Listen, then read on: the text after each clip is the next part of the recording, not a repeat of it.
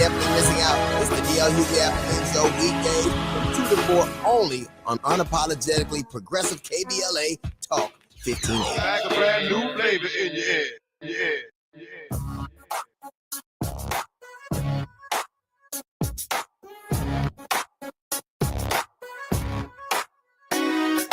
Jesse Jackson Jr. Show. The Jesse Jackson Jr. Show. The Jesse Jackson Jr. Show. The Jesse Jackson Jr. Show. Come on and talk with me. Come on and listen to me. Come on and talk with me. Come on and listen to me. KBLA Talk 1580. Download the app.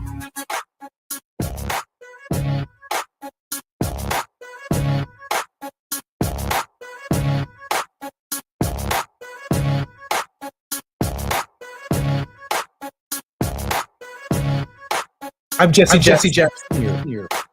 Today is the anniversary of the Jesse Jackson Jr. Show on KBLA Talk 1580. Today is the launch of Season 2, Jesse Jackson Jr. Show. Hard to believe. It's been an official year with some practice in the months before. Over the year, we've grown in every possible way, from presence to guests to focus on all things of excellence. Thank you for your support, and join us this season for the J Lunch Club on the Jesse Jackson Jr. Show, Monday through Friday, 12 to 2 p.m. PST, 2 to 4 CST, 3 to 5 EST. We're going to light things up for you. Today on Moving Mountain Mondays is Mr. Krim's class with Mr. Ernest Krim III. In the second hour, Dr. Aubrey Hendricks will be our guest host for The Faith Not to Fall. He is the author of The Politics of Jesus and the author of Christians Against Christianity. We extend our get well wishes to our very own Reverend Terry Hord Owens. I am so excited about this show for a number of reasons. Literally, I sat down and our producer, Gina Towns, the creator of our show, has created a new format for the new year. And I'm extremely excited about it. We have our own music. We have our own bugs that we're listening to. And it's really energy that is so exciting that comes from Gina. She's so capable of everything that she does. But number one, she is the best producer on earth. Grateful to Gina Towns. She'll join us in the bottom of the second segment. I do want to say this. My father is doing a lot better today. He's been in a life struggle, but I'm grateful to announce that he is showing some signs of recovery, given that his prognosis for PSP is extremely difficult. Please keep him in your prayers. I want to share with you all some of what Thanksgiving was like for me this year. Had some friends over. We sat around and we talked and we laughed. We ate till our heart's content. And one of my friends from deep down south, I won't mention his name, he ate everything on his plate and left a few chicken bones there. And I looked at him real carefully because I knew we had plenty of chicken left. All he had to do was get up and go get some more chicken. But he looked at me, I looked at him, and I just nodded. Don't do it. Don't do it. And he looked at me. He could read my mind. He's just going to do it anyway. He reached over and grabbed the chicken bone and started biting the ends off of it and started chewing the gristle and crunching the gristle at the table. And I was like, this is the last Thanksgiving I'm doing with this Negro right here. This Negro got to know that his country self should not be around a Thanksgiving table sucking the bone marrow out of a chicken. I even put up a Facebook post today that said, I need some space for some new people on my Facebook page. Please let me know if you eat gristle, suck marrow, bite, chew, or crunch the end of chicken bones. And so we just laughed at him the entire Thanksgiving dinner.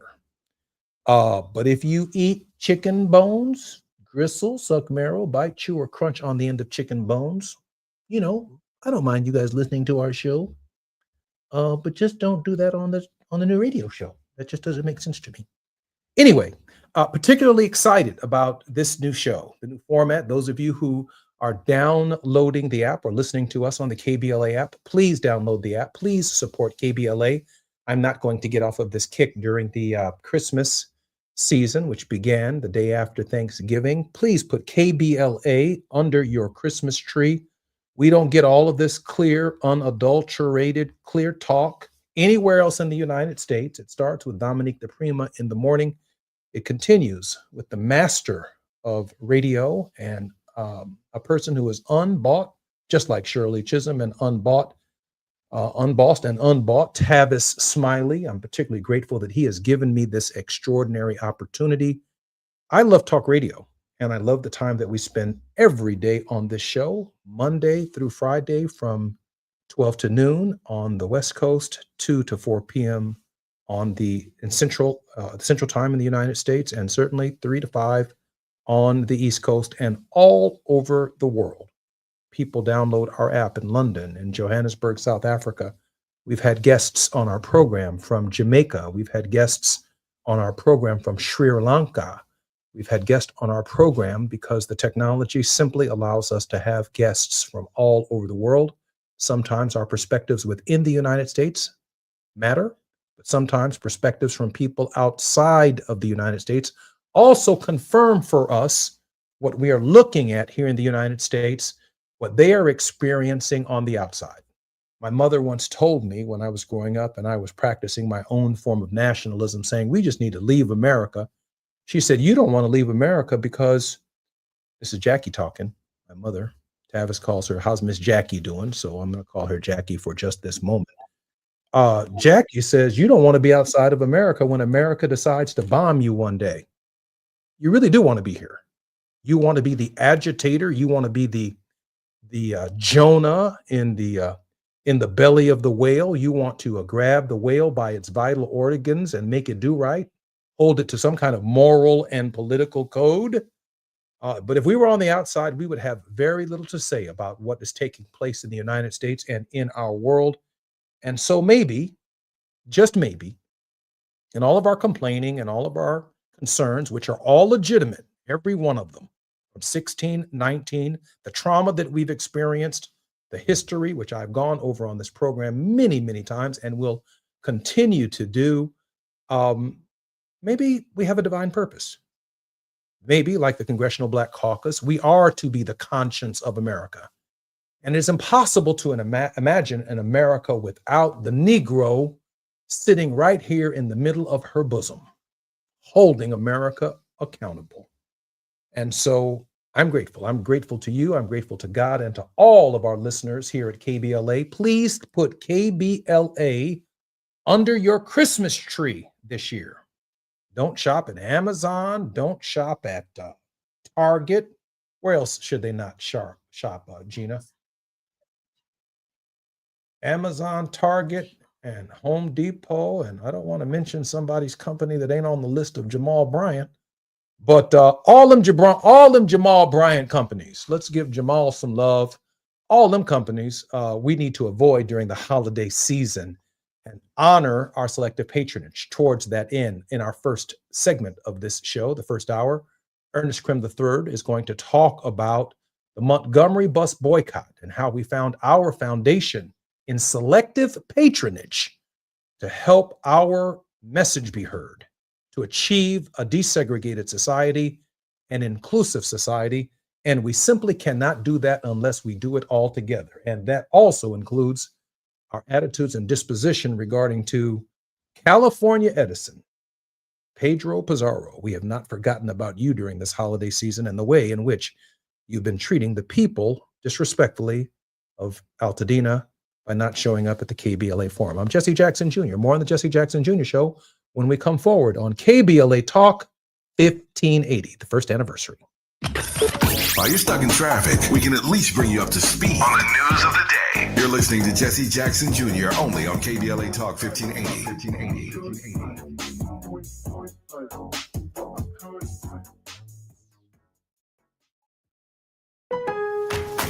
Get Get ready to shop Lowe's Black Friday Doorbuster deals to save $150 on a 30-inch Blackstone griddle, now $299. Plus, choose a Whirlpool top-load washer or Midea top freezer refrigerator for just $398. These limited-time Doorbuster deals go fast, so get holiday ready today at Lowe's. We help, you save. Valid 11/28 through 12/1. Selection varies by location while supplies last. See Lowe's.com for more details. We all have regrets. That haircut, that text, missing out on Kohl's Cyber Days. Good news, you can fix at least one of those. Get up to 50% off gifts for everyone on your list. Sunday and Monday only at Kohl's. From cozy favorites to top toys, you've got 2 days until you miss out. Don't let Cyber Days be the sale that got away. Save at Kohl's and Kohl's.com. Select styles, offer ends December 1st. Some exclusions apply. See store or Kohl's.com for details. The holidays mean more travel, more shopping, more time online, and more personal info in more places that could expose you more to identity theft. But LifeLock monitors millions of data points per second.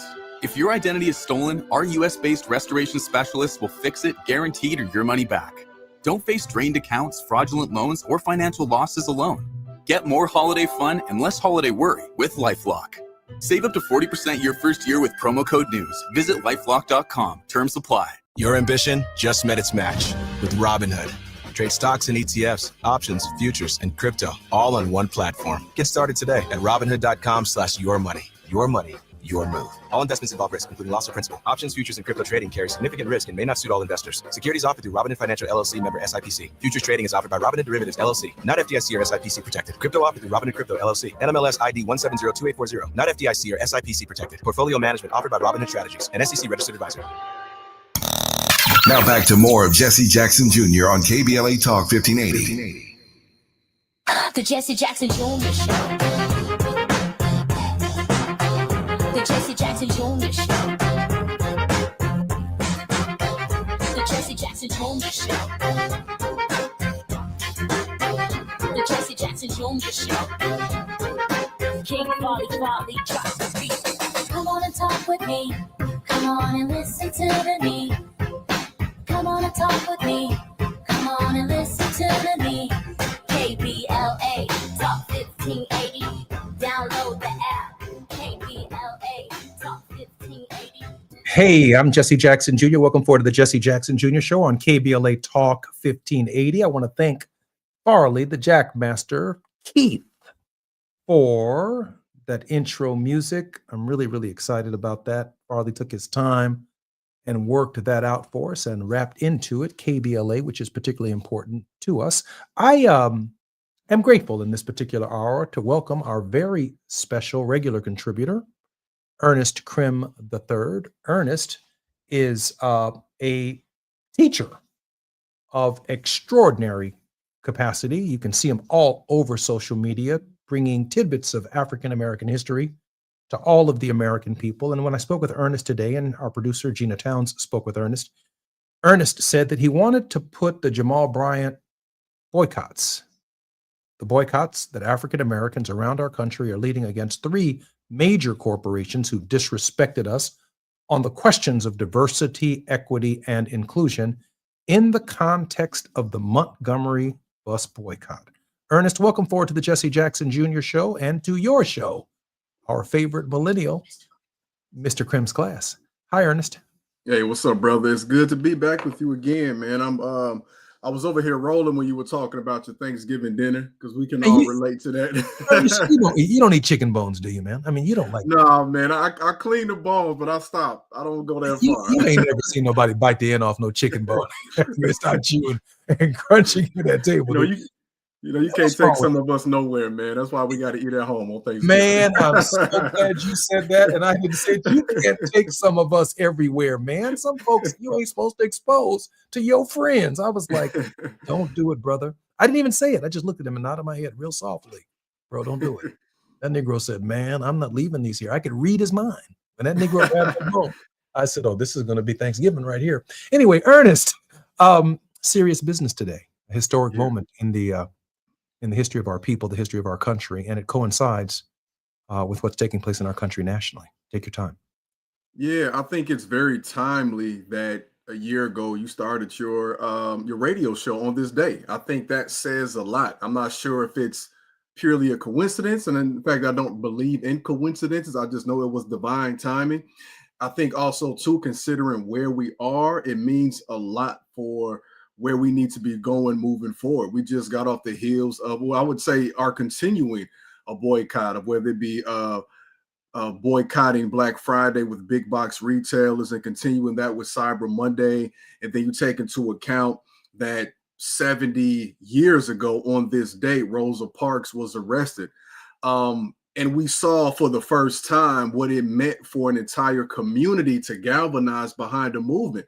And when I even say that, I think it's important to understand that what Rosa Parks did, in hindsight, of course, being 2020, we say it was the right thing. It was the perfect thing to do. But we have to also consider, too, that during that time, I'm sure you had naysayers. You had people that thought that she was, as we say, doing too much. And we had people that thought she should have just got along and she should have chose a different route because she was trying to ruffle too many feathers. But we know that without that blueprint that they set, and without the road that she paved, we don't see the possibilities of what we can do today. I think it's important during this time to also elevate the names of people in that movement who some folks might not be as aware of. Folks like Joanne Robinson, who was out there on the ground and dealt with something similar prior to what Rosa Parks did. Because we know that Rosa Parks and what she did, she was tired, but they wanted to make sure that this was a coordinated attack right here, right? We want to also elevate folks like Claudette Colvin, folks who like Claudette Colvin, who is still with us today, who did the same thing as a high school kid.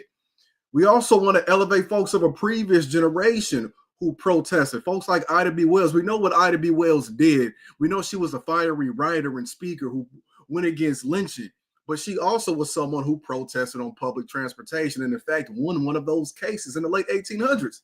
Octavius Cotto in Philly, Caroline LeClount, who was his fiance at the time, she protested something similar as well. So I think when we consider that this has happened in various other generations, the thing that we have to pinpoint is, well, why exactly was Rosa Parks' demonstration so powerful?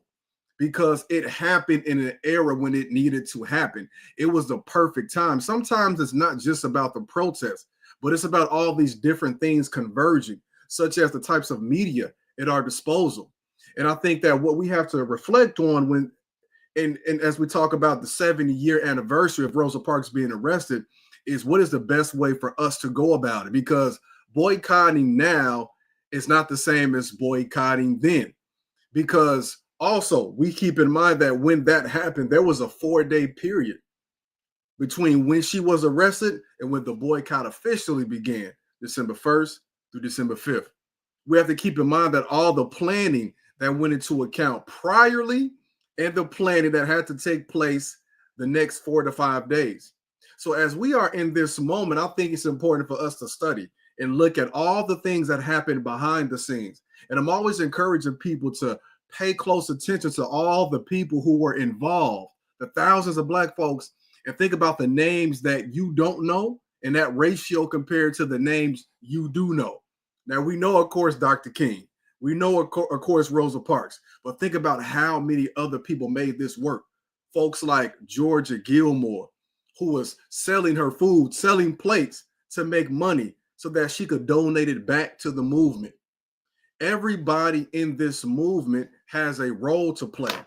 And not every single person, as we organize, will be on the forefront. Not every person will be the one like a Pastor Jamal Bryant that's at the pulpit speaking. But always remember that a Pastor Jamal Bryant is possible because of a congregation that supports him, not just through the tithing, but by actively listening and by actively engaging. So my call for folks right now is, as we move forward with this boycott and we think about ways in which we can support local businesses, supporting Black-owned businesses, Black women-owned businesses, especially those that are committed to fully supporting us back, we have to think about all the mechanisms that have to be in place to support those who are engaged in this. When you boycott a bus company in the 1950s, understand, you got to have carpooling set up too. Right. Yeah, that's really interesting. Ernest, I was just reflecting upon a story that I read many, many years ago about a company called the Safe Bus Company in Winston-Salem, North Carolina. Founded in 1926 by 21 Black men who combined their jitney services. The company initially provided transportation for the African American community in areas that white-owned public transportation ignored. It grew to become the largest Black-owned transportation company in the nation. And in 1972, the city of Winston-Salem purchased it, integrating it into the new public transportation system. How about that? We had the largest Black-owned bus company in the nation, in large measure because of segregation and because Black folk needed to get around and they wouldn't let us ride. Long before Rosa Parks integrated busing and the Montgomery bus boycott, we owned something. And then ultimately, when the laws and the Iron Curtain of segregation came tumbling down, the 1964 Civil Rights Act, the Voting Rights Act of 1965, public accommodations legislation, but certainly the impetus from Brown versus the Board of Education in 1954, we owned a bus company because they didn't want to cut our hair. They didn't want to bury us. By the way, that's where most of our funeral parlors come from. White folks didn't want to handle Black bodies. And so Black people prospered in these areas where segregation essentially would not cover our communities. And to hear you remind us of these heroines and Sherowins, these sheroes, who laid the foundation for integrated transportation, it also changed the bus routes of Montgomery, Alabama as well. Ernest? You know what? That's one of my favorite stories to share on social media. And one of my favorite stories I'm able to admit that I came across some years ago on social media. And when I came across that information, of course, like so many people who might follow my page, my first question was, why wasn't I made aware of this? Especially because they started this business 30 some odd years priorly to this even started. One of the things I say when I speak to audiences is this two phrases. I say that we always have to be committed to agitating and creating. Agitate and create. So what Rosa Parks and the Montgomery bus boycott movement was agitation, agitate the system. That particularly works well with people who might have a job within the system who know what's going on and they find ways to give us the secrets and advocate for us.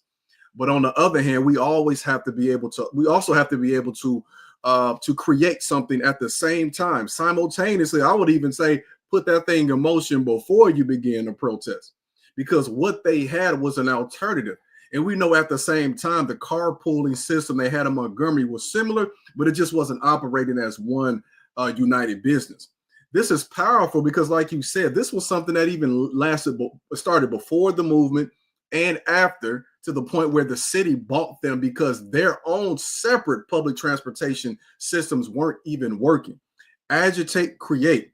And that is also something, of course, to think about in this movement, because when we say boycott, we have to be very specific in particular. We're not saying don't buy anything over the next, unless you're off the grid and making your own stuff. That's almost impossible. We're talking about redirecting those dollars to our community. Let's think about the ways in which we can support folks doing the same thing. For example, one of the things I've always done really is when I'm drinking coffee, I'm going to support a local business. I'm going to support, and you got to think about the margins with a coffee shop. I never had one, but I'm just saying most of the time when I go, I'm not getting the matcha. I'm not getting all that fancy stuff, man. I'm getting some straight black coffee. So I'm only paying $3 for the most part, $3-4. If you have 10 people come in and buy a black coffee, you only made $30, right? Yeah. So think about, so I say that to say, make sure y'all tipping too for the coffee shop owners. But think about what that means in comparison to a Starbucks that has branches all over the country. If we can redirect 20 to 30 people a day, like go support that local black owned coffee shop. Buy something a little extra. Think about what that means for the families. Think about what that means for who they can hire as well. So it's not just a boycott. We don't want to just be anti. We don't want to just be anti-racist, anti-this. We want to also exemplify and show what it means to be pro-community and pro-us too. Ernest, when I think about my dad in this moment, and I'm going to keep KBLA under my Christmas tree this year, even though I can't do this myself. Maybe there's a benefactor or two or three who might find it within their capacity to, for example, in the name of KBLA, buy $2,000 worth of California Edison stock in the name of KBLA and change KBLA's positioning with the company. That is, when they have a shareholders meeting, our leader, Tavis Smiley, can actually show up at the shareholders meeting as partial owner from KBLA, sharing as owners how we don't feel like we should be disrespected. I mean, it's one thing to boycott Home Depot. It's also to buy about $2,000 worth of stock in Home Depot in the name of KBLA, and Tavis show up at the shareholders meeting of Home Depot and talk about African-American products on their shelves and where are they for home improvement. It's one thing to boycott Walmart. It's another thing in the methodology of Jesse Jackson to have about $2,000 worth of stock in Walmart in the name of KBLA, and Tavis Smiley show up at Walmart as an owner and a shareholder saying we don't like this particular treatment. So as they onboard these companies that have disrespected us in this political climate, to have a voice in the shareholders meeting, to have a voice in the boardroom, arguing for where are the Black folks on your board? I am a shareholder. I represent these interests, is to change the power position of our leadership itself into the conversation with the head of Apple and the head of Hewlett Packard and the head of these companies. Now, we're not asking for a whole lot. I'm just asking you to put KBLA under your Christmas tree because we need a little bit in the name of Jesse Jackson, a little bit of a stock portfolio, not an enormous portfolio, just about $2,000 worth, however many shares that equals, in order to empower us to have a conversation at the level where Pedro, Pizarro, or whomever the heads of these companies are making their pleas to shareholders and making their annual reports. We have a voice. When my dad stepped up to the microphone at a shareholder meeting as a shareholder, demanding more Black franchises, demanding more Black lawyers, demanding more Black accountants. What Black accounting firms are y'all using? Where are y'all advertising your dollars? Do you know the percentage of Black people who actually use your stores and use your products? I'm Jesse Jackson Jr. We are in Mr. Krim's classroom on the Jesse Jackson Jr. show. It's the J Lunch Club. That's where we are. More when we come forward on KBLA Talk 1580.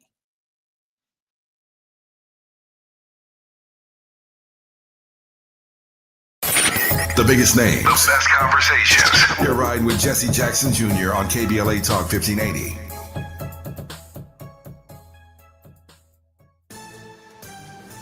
I'm Bree Wood with BIN News Now. Dozens of new laws go into effect this week, including a bathroom bill. It's the Texas Women's Privacy Act, which conservatives have been pushing for the last decade. Worked on for about the last 8 years, so definitely a huge victory. That's Mary Elizabeth Castle with Texas Values. She says the bill slaps limits on women's restrooms and locker rooms, restricting them based on biological sex.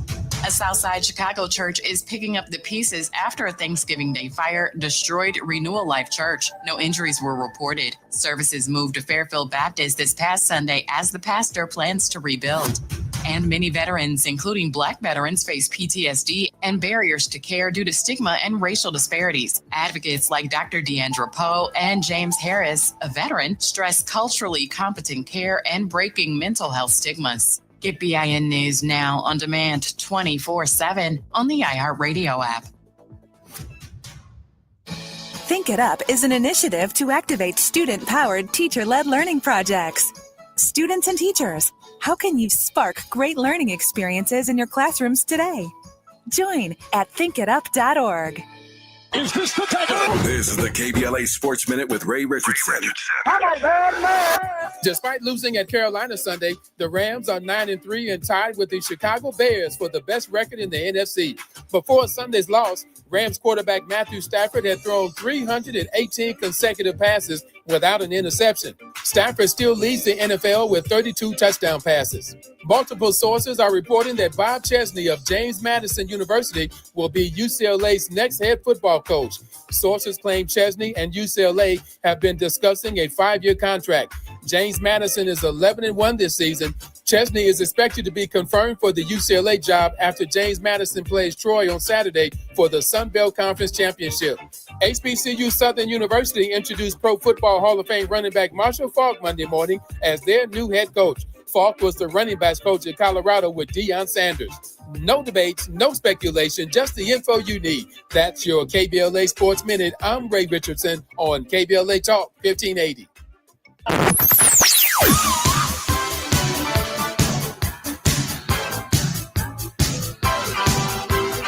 This is KBLA Talk 1580. Talk radio. That's music to your ears.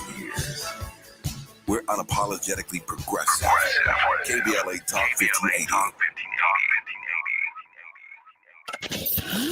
We've got a lot to talk about. I'm Reverend Gerald, the life coach. Is someone you love struggling with addiction and mental illness? Is improving your family's health important? Want to leave a legacy that your family can grow? Are you ready to enhance your perception of life experiences? Then wake up weekends at 7 a.m. with Urban Family Focus and get the wisdom, opportunity, resources, and motivation to live your best life. Join the conversation on Urban Family Focus Saturday and Sunday at 7 a.m. Unapologetically progressive. KBLA Talk 1580. We've got your black.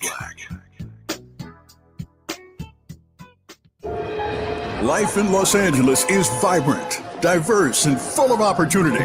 But sometimes a bad day in LA isn't just a bad day.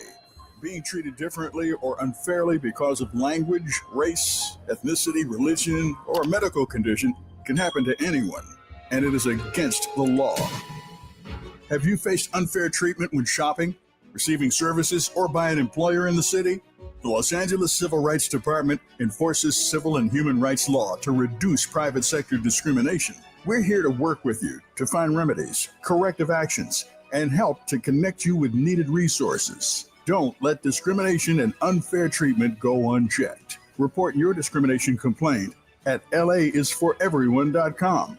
We want to hear your story. Visit laisforeveryone.com because your civil rights matter. At the tone, please record your message. You ready? Drop it! Mr. Tavis Smiley, preach it. Thank you, man. Politics in this country is crazy. You put things in perspective that even I didn't. The right is playing fast and loose with facts and scapegoating everyone under the sun, especially black and brown people. As a white man, I do not agree with this, and I am on my black and brown brothers and sisters' side. Fight the good fight. You know that I am part of the resistance. Let's fight the power. Our freedom of speech is freedom of death. We got to fight the powers that be. KBLA Talk 1580. We've got your black. You're listening to Jesse Jackson Jr. on KBLA Talk 1580.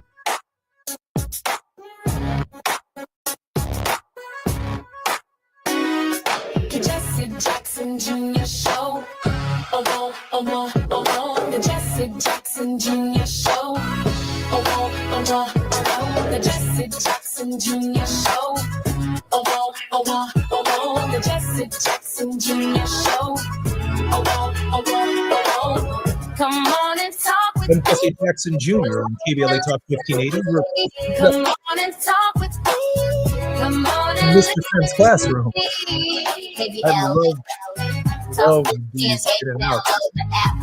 So proud of our executive producer, creator of our show, Gina Towns, for doing this for the show and taking it to another level of excellence and professionalism. So grateful for that. Thank you, Gina.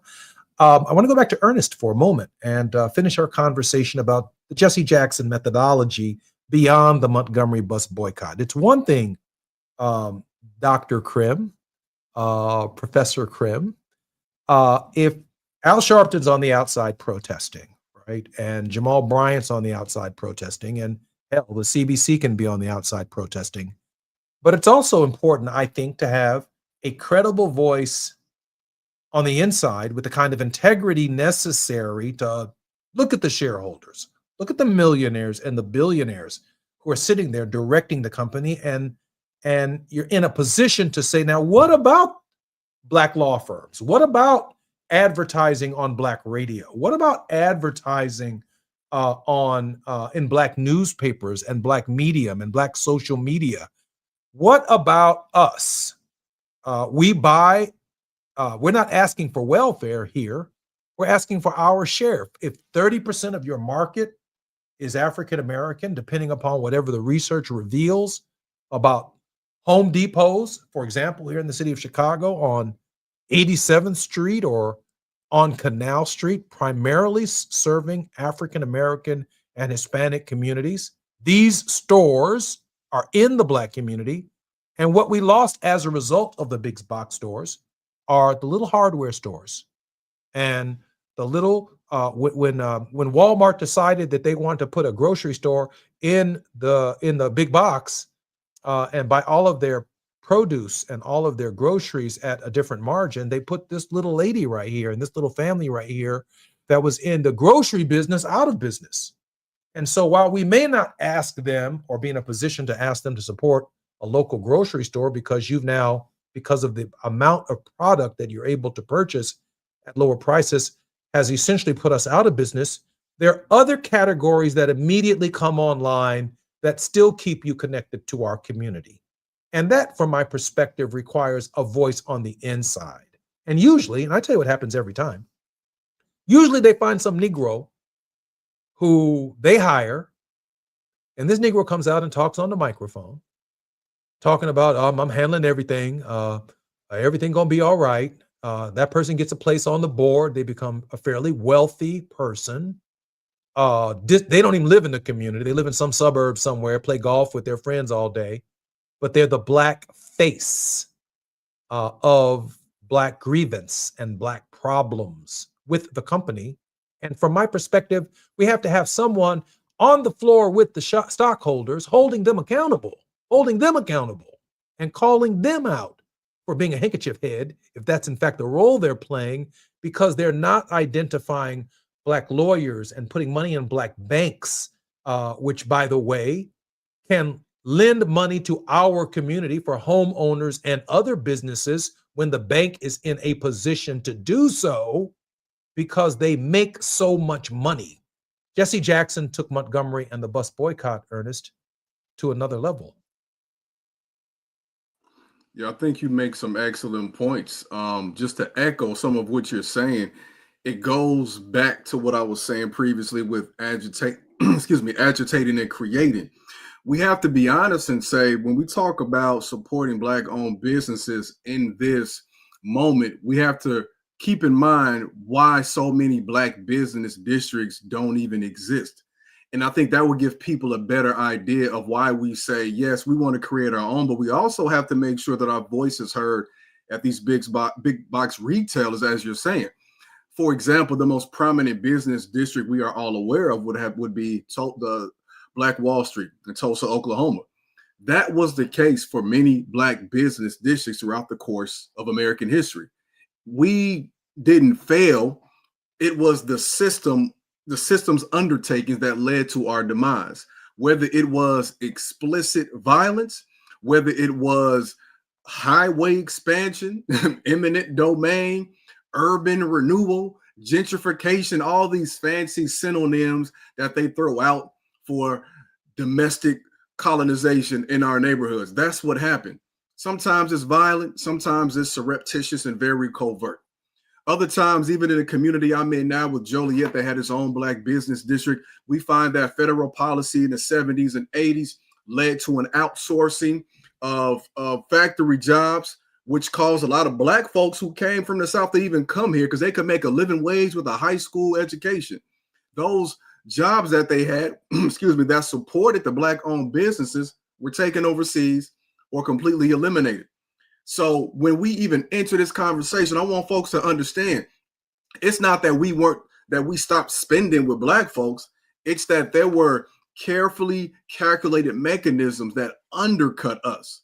So yes, we must continue to support us. And even when we support us, like you said, it's not just about representation, because I don't want a Black person in business that's going to continue to create barriers for us the same way this capitalist system has Click done off and on there. does. Just cut to Yeah, the chase. Click off on exactly. Exactly. And we know representation ain't enough because look at the Supreme Court, for example.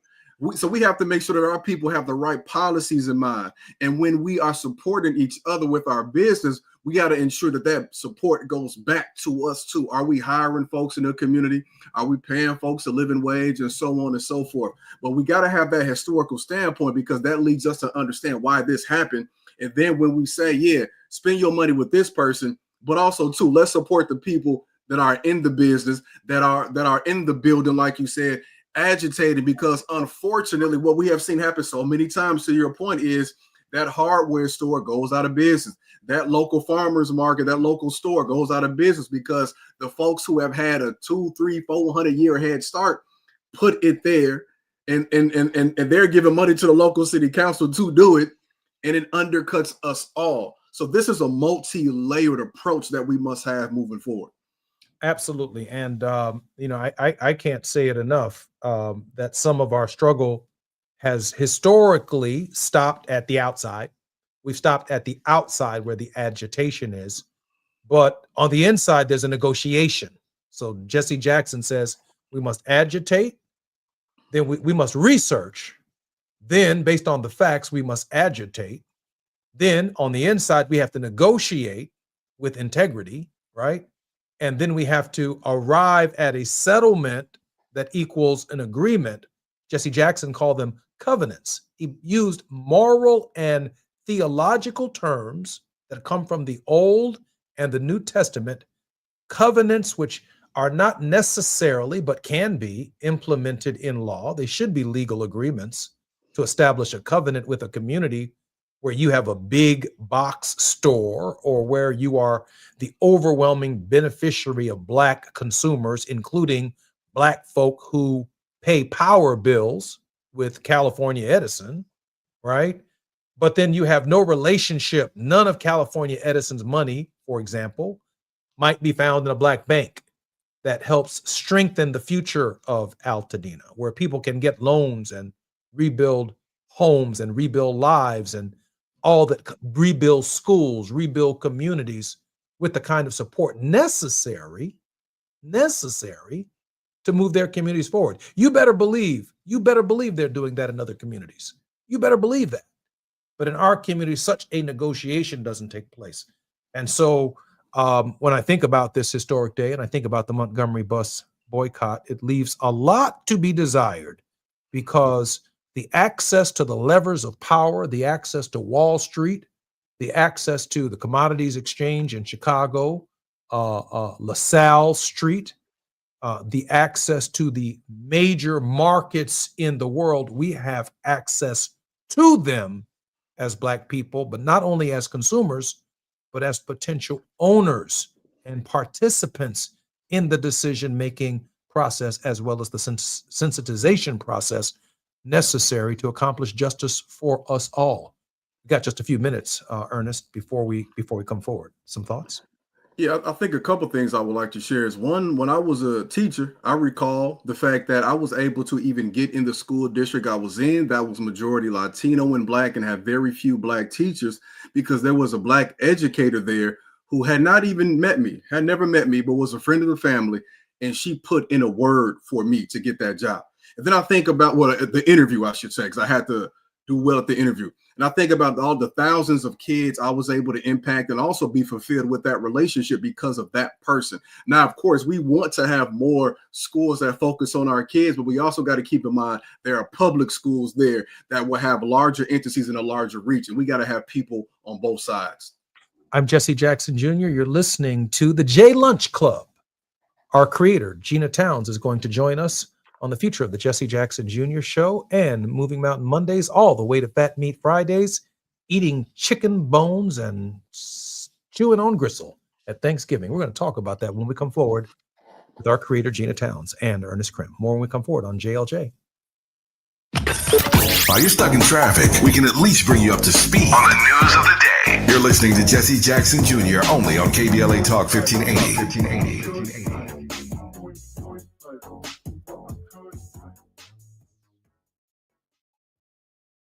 In a city as big as LA, healthcare shouldn't feel far away. That's why Cedars-Sinai is breaking down barriers and bringing resources like free screenings, vaccinations, and wellness programs into local communities. From Leimert Park to Lincoln Heights and everywhere in between, Cedars-Sinai is showing up, partnering with over 200 local organizations to improve access to healthcare resources. Because care doesn't just happen inside a hospital. It happens in neighborhoods and places around the city where we live, work, and grow. Cedars-Sinai, here for LA. Unwrap LA this winter with Metro. Whether you're heading to a family gathering or last-minute shopping, Metro's got you. Enjoy free rides across Metro on Christmas Eve and New Year's Eve. Move with joy. Move with community this holiday season. Go Metro. Established in 2020 during a time of deep racial unrest across our state and country, the Black Freedom Fund was created to make sure that leaders and organizations working to support Black communities and build power have the resources they need to stay in the fight for the long haul. We believe that those closest to the issues impacting our communities know best how to solve them. That's why in just the last 5 years, we've granted more than $45 million to over 200 grassroots organizations across California. That is the largest collective investment in Black organizing in history, and we're just getting started. We are clear-eyed and committed, more now than ever, to our people, our power, and our possibility. Join us in creating a future where Black people harness their full power to shape their lives and realize a just world for all. Learn more at fundblackfreedom.org. That's fundblackfreedom.org. The Black Freedom Fund is proud to sponsor Conversation Live Altadena Rising with James Farr on KBLA Talk 1580. KBLA Talk 1580. We've got a lot to talk about.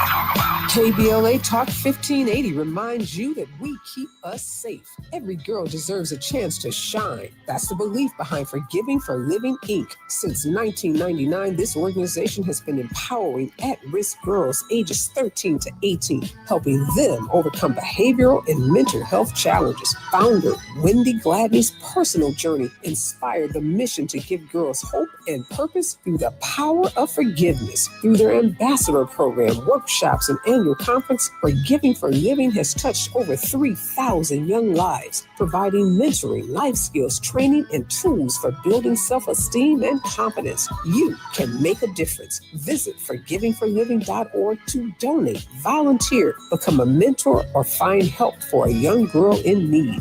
Forgiving for Living, Inc., building brighter futures for young girls. Visit forgivingforliving.org today. This is a community call to action from KBLA Talk 1580.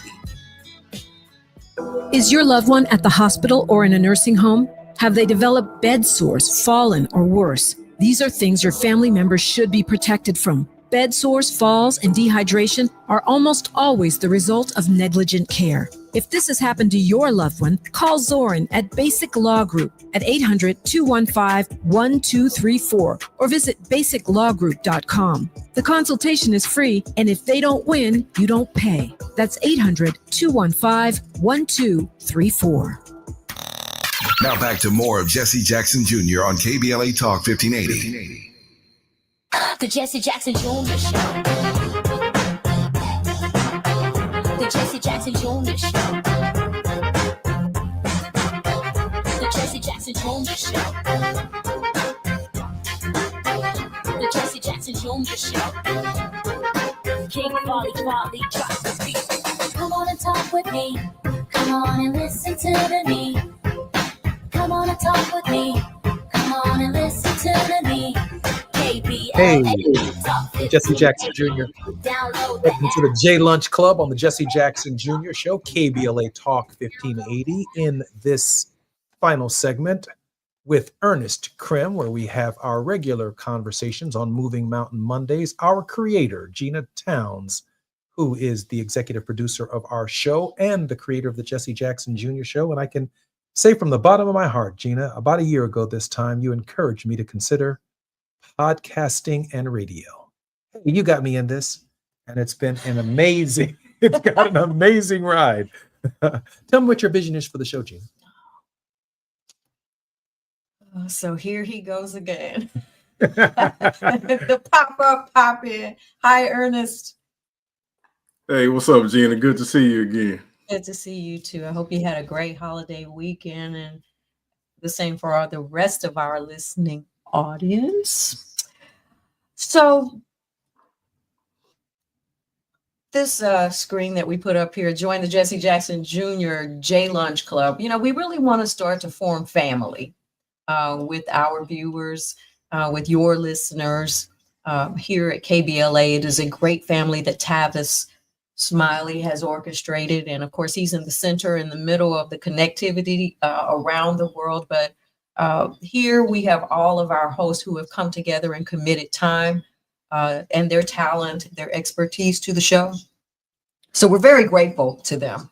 But I want to say, you know, this journey started a little bit before now. We initially started at WVON in Chicago and moved on to be with Tavis here in Los Angeles. And we are so very, very grateful for the acceptance that the Los Angeles community and the reception that they've given us and the camaraderie that we built over the past year. Thank you to Tavis and his brilliant leadership, his visionary expertise is beyond none. There is a reason why Tavis is among the top voices. And Jesse, of course, you have to see his vision in it because he asked you to come on, and at no time in history, there are no mistakes, just like you said, Ernest.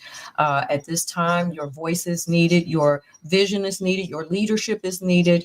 And for such a time as this, KBLA and the platforms that we are on are pivotal to where we go as a people and as a country. And I want to thank our viewers. There are some people who have been with us and came with us, go back and forth from Chicago to LA. But on that screen, if you're not able to see it and you're listening right now, there is a map of the world, and there are all of the hosts who are regulars on our show from all the way from Africa and Europe to right in our own backyard. So we encourage you to stay with us. It's free, it's worldwide, it's at home, and we try to give you some solid food to chew on. So thank you, Jesse, for your work and your vision as well. You know, I appreciate that. You know, I want to just compliment something I learned from my dad, and I'm going to share it with you guys right here, and you're going to have to read between the lines. You know, I watched my dad follow a basic theory. And the theory is really simple because I know it so very well, but I can't say it on the radio. So when you hear the word Negro in this little brief poem that I'm going to give you, I got it from my father, but he did not use the word Negro, but it does rhyme with bigger. You see, the bigger the Negro I become, the bigger the Negro we become. And the bigger the Negro we become, the bigger the Negroes we all become. That's the antithesis of the crabs in the barrel syndrome, where people are always pulling someone back in. So I have nothing but love for Tavis and what he's done at KBLA, because the bigger Tavis becomes, the bigger we all become. And the bigger we enforce and reinforce what we do together as a people, we overcome the legacy, Ernest, of the slave Bible, where one person does this and one person does that, and they reach into our community, grab somebody out and tell us, hey, here's your new leader. No, no, no, no, no, no. We are inextricably bound in the very web that Gina has put on the screen for those of you who are downloading the podcast, that the bigger we become, the bigger Ernest Krim becomes. And he makes so much sense. The bigger PL Da Silva becomes, the bigger Barbara Arnwine becomes, the bigger we all become, and we become bigger together. And I don't mean that in the sense that we make any money from it. It just means that we in community gain strength in our integrity and our ability to speak freely about what matters to our people. Ernest, the bigger the Negro you become, the bigger the Negro we all become. You know what I think is very important about this too, as you're talking about the presence of your radio show and Black-owned media. I've been reflecting on this a lot because we know a lot of Black-owned media companies are under attack right now. Several of them are engaged in lawsuits because they are unapologetically talking about our issues. I just want to let people know that when we look at the course of history, the media frames historical narratives and our understanding of the past. I know it seems simple, but maybe we don't think about it that way enough.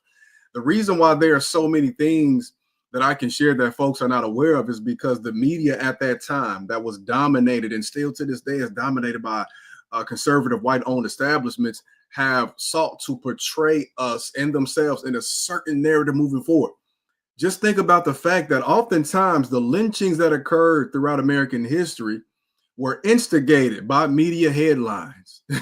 When you think about the war on us or the war on drugs that was instigated throughout history, many of this was instigated by media headlines. The false narrative of who we are to the dominant society is because of misleading headlines and stories. So stations like KBLA and what you do, Jesse Jackson Jr. with this show is a counterpunch to that.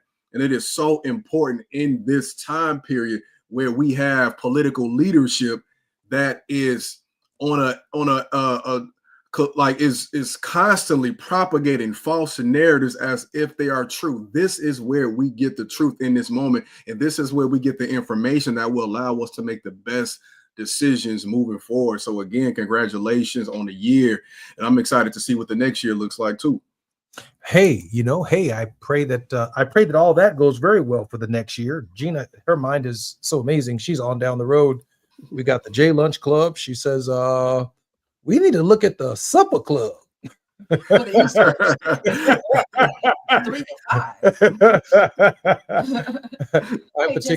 sorry, Gina. I do want to take a moment before we run out of time to say thank you to the two engineers who make this whole thing happen. And that is Torrance Scott on our end and Miles Lowe at KBLA Talk 1580. Want to give them a shout out because we can't do what we do if they don't do what they do.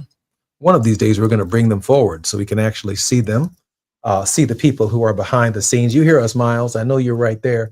And I know you hear us, Torrance. So y'all be ready when Gina pulls y'all forward one day. Have your camera ready because I know you guys are sitting right there and it would be rough just to hear y'all voices without knowing that you all are ready for the presentation that Gina's going to bring forward when she really congratulates you guys for making everything that we do possible.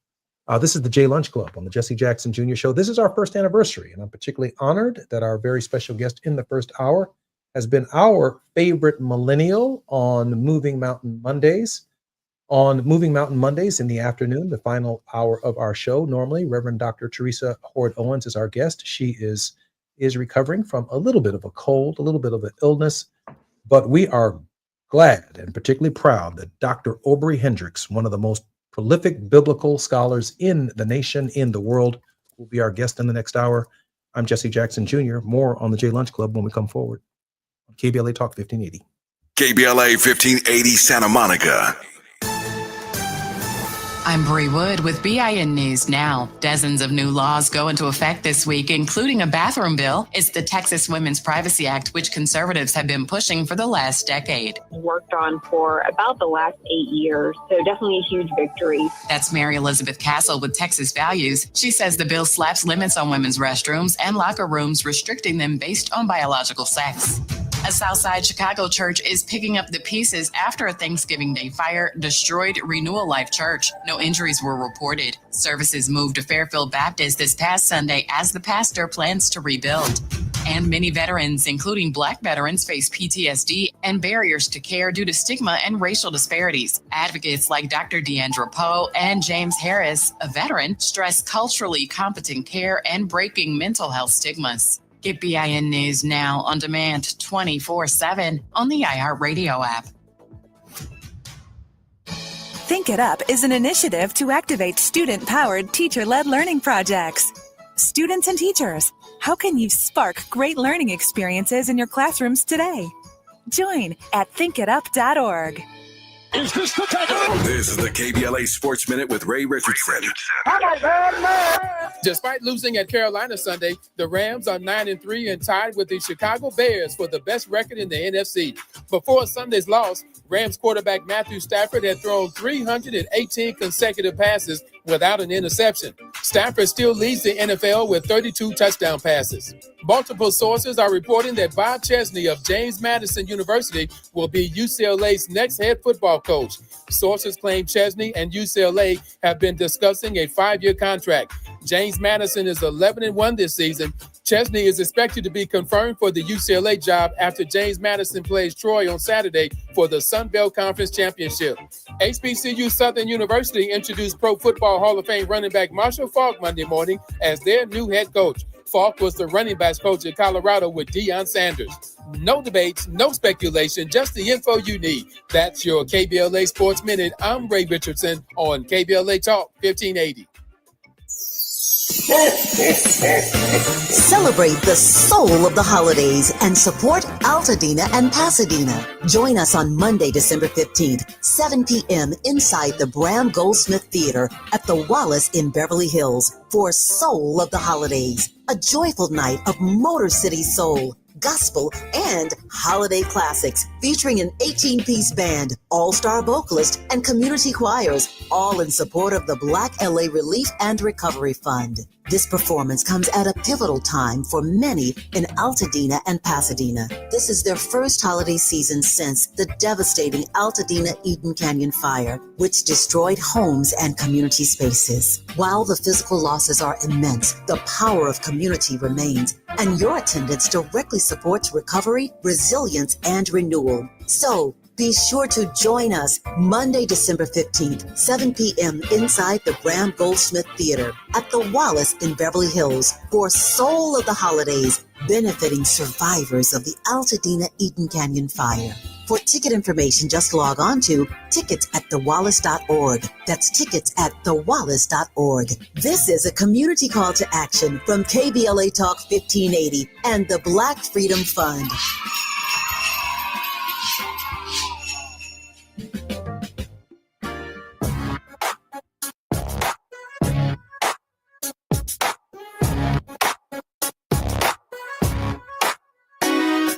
Jesse Jackson Jr. Show. Oh, oh, oh, oh, oh. The Jesse Jackson Jr. Show. Oh, oh, oh, oh. The Jesse Jackson Jr. Show. Oh, oh, oh, oh. The Jesse Jackson Jr. Show. Oh, oh, oh. Come on and talk with me. Looking forward to the J Lunch Club on Jesse Jackson Jr. on KBLA Talk 1580. Our very special guest in this episode, 1080, download the app. Dr. Aubrey Hendricks Jr. Dr. Hendricks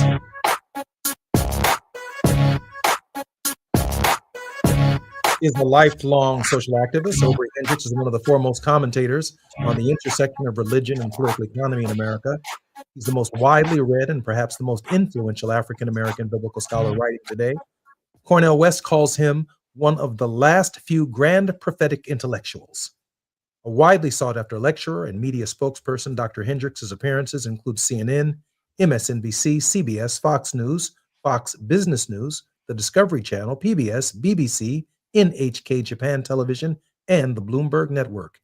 He is providing running event commentary for the National Public Radio, MSNBC, and Al Jazeera, and aspiring international television networks. Dr. Hendricks has been a member of the Faith Advisory Council of the Democratic National Committee, for whom he delivered the closing benediction at the 2008 Democratic Convention, served as the National Religious Leaders Advisory Committee of the 2008 Democratic Presidential Campaign, and served in the Religion and Foreign Policy Working Group at the U.S. Department of State under Secretaries Hillary Rodham Clinton and John Kerry. Dr. Hendricks, welcome forward to the Jesse Jackson Jr. Show and the J Lunch Club. Thank you, my brother. Always so good to see you. Man, I sound good on paper, don't I?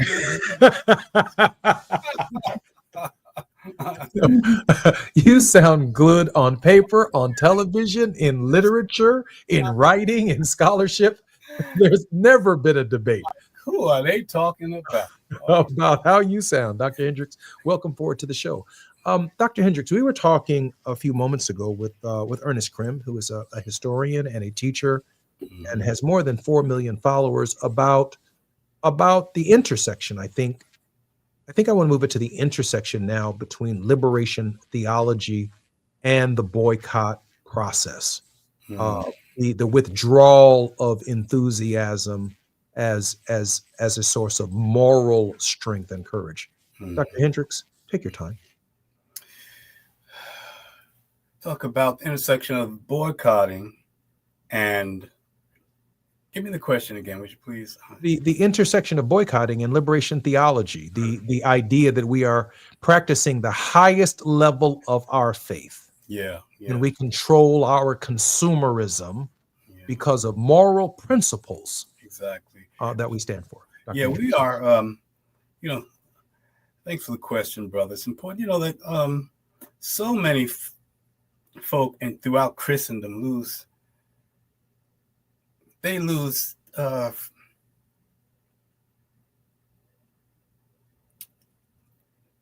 not having a senior moment. The wheels roll. No, but they miss out on the fact that what Jesus taught was mostly ethics and morale. He didn't, teach doctrine, right, and theology, all that. He was ethical, what we should do and should not do in the world. And one thing that we are to do is to withdraw, not to give any energy to immoral activities, unethical activities.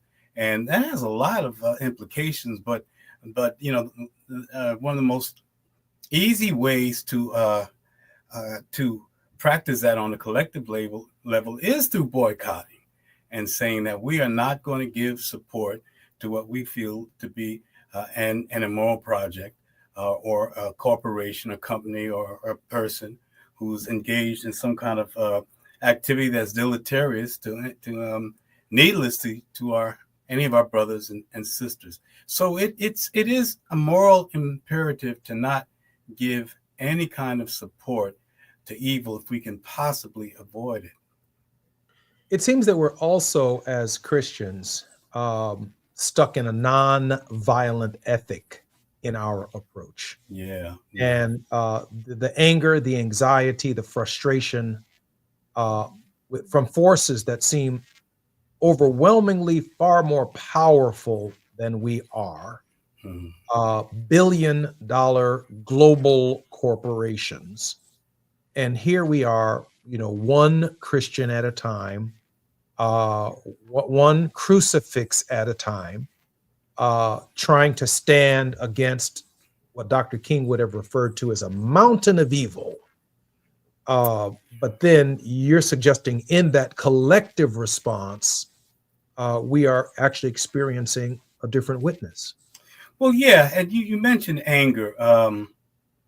I don't know about you, but when I came up in Calvary Baptist Church in East Orange, New Jersey, we were taught that anger was something that we should try to tamp down. That it was a bad emotion, but that's that is a function of the domestication of Jesus' message, the defanging of Jesus' message. Because when you read the Gospel of Mark, he's angry a bunch of times. It's supposed to be angry. They soften. Give an example. The leper, the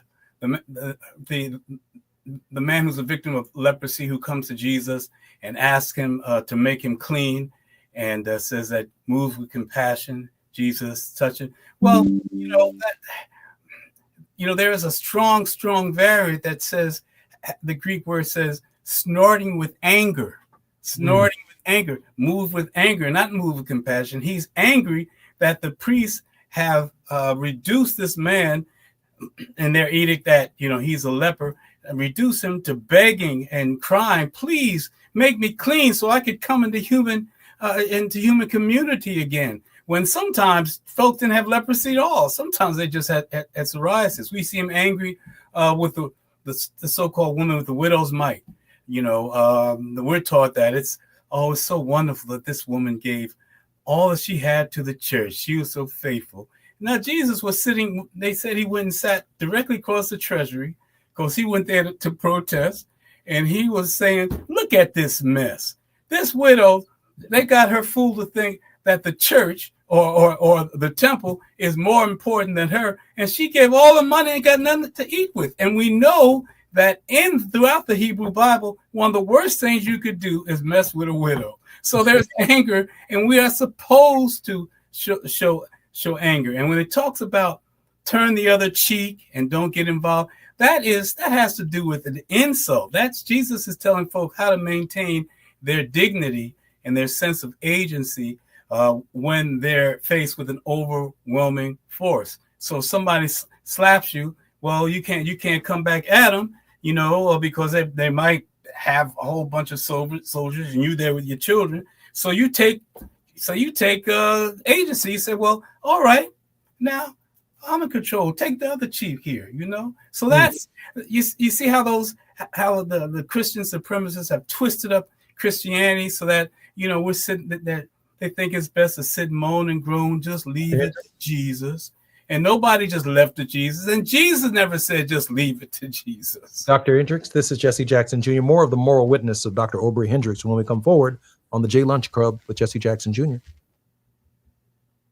It's afternoon drive time with Jesse Jackson Jr. Only on KBLA Talk 1580.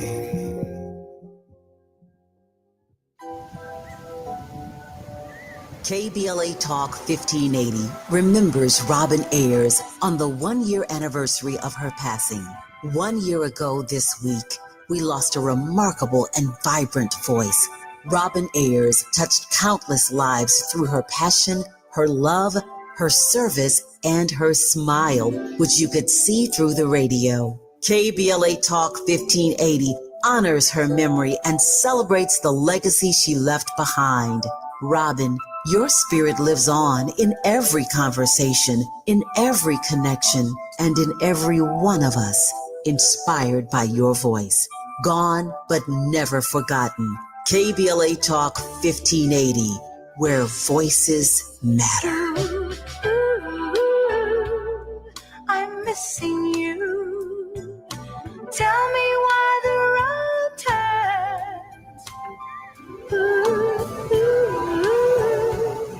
I'm missing you.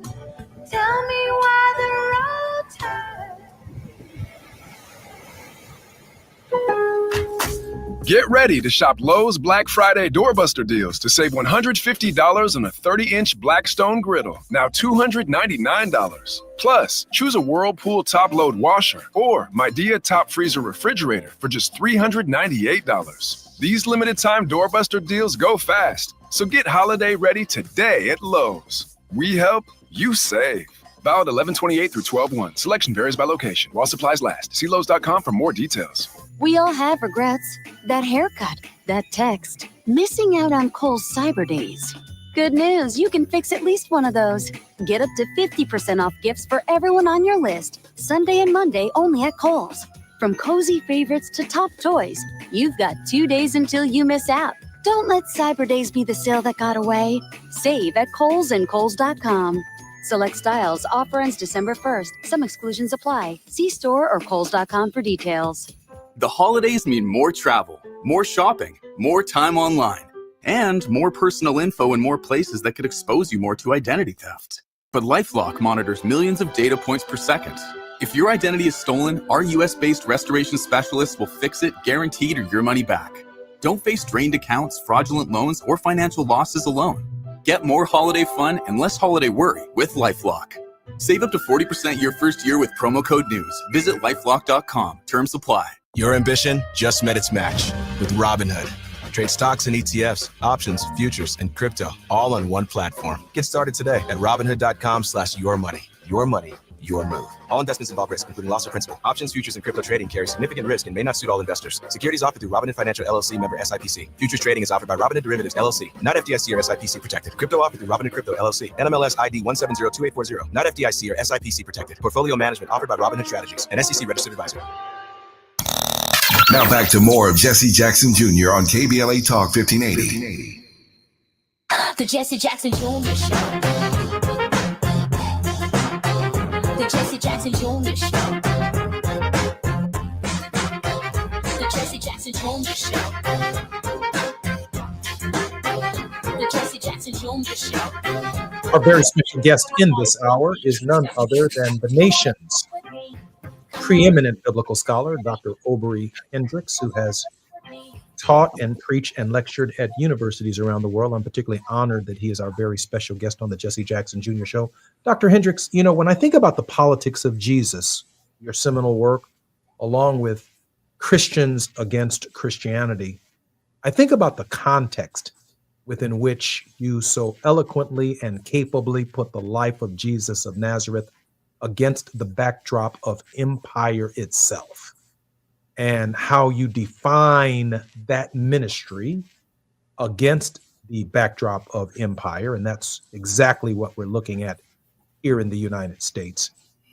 I'm wondering, in this moment, the Christian voice, the Christian witness is if we're in his shoes, and I mean the shoes of the master, the shoes not of the fisherman, but of the master himself, we have no alternative as Christians but to fight the way in which this empire is directing and expanding itself globally. No, it's no doubt. And let me just say that it's not out of a sense of humility, but there are others that I would call the preeminent biblical scholar in America. Thank you for your faith, but you're just being humble. Let me tell you, Aubrey Hendricks, for those of you who haven't read The Politics of Jesus or Christians Against Christianity, you're depriving yourself of a profound treat in terms of just pure scholarship, but clarity. And I've not seen anything quite like it since Jesus and the Disinherited by Howard Thurman.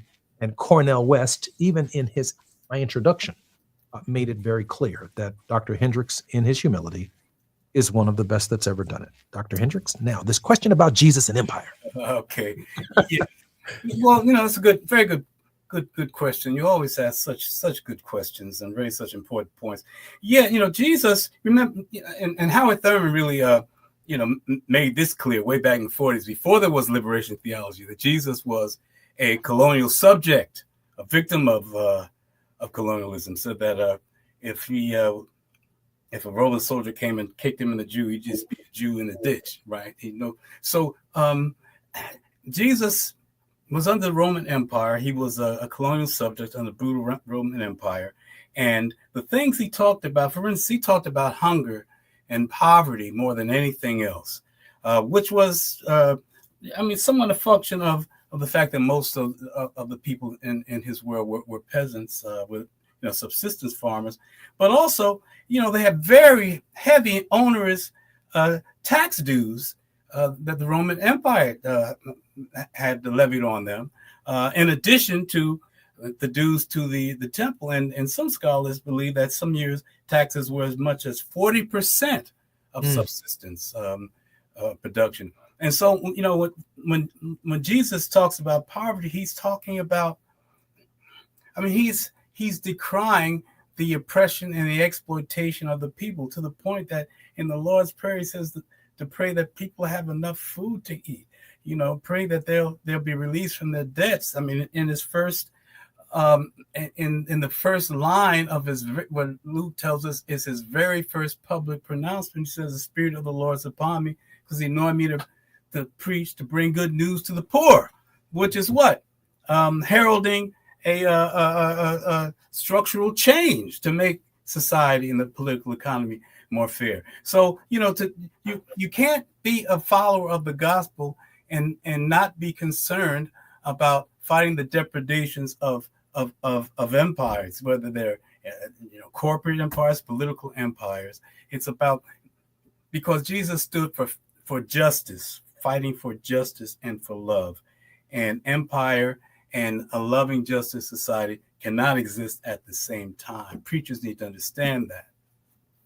Dr. Hendricks, your work is clear on helping frame the character of the first century Jesus of Nazareth, the Nazarene.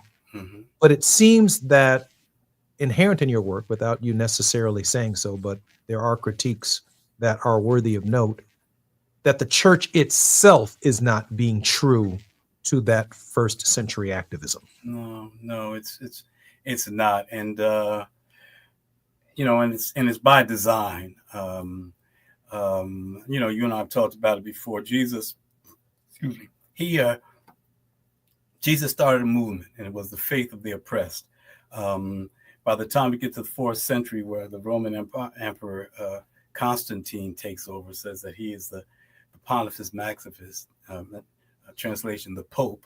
of Christianity. At that point, it becomes the official religion of the oppressor. And from that point, it's always been about supporting, it's always softened the revolutionary and the radicality of Christianity, even up to this point. And so, we're heir to that, as every empire has been. But also, on the other hand, we have this laziness and this ignorance among a number of preachers who just don't even bother to stand on the radicality of the gospel. They get involved in forgetting that there's a movement dimension of it. There's concern about the institutional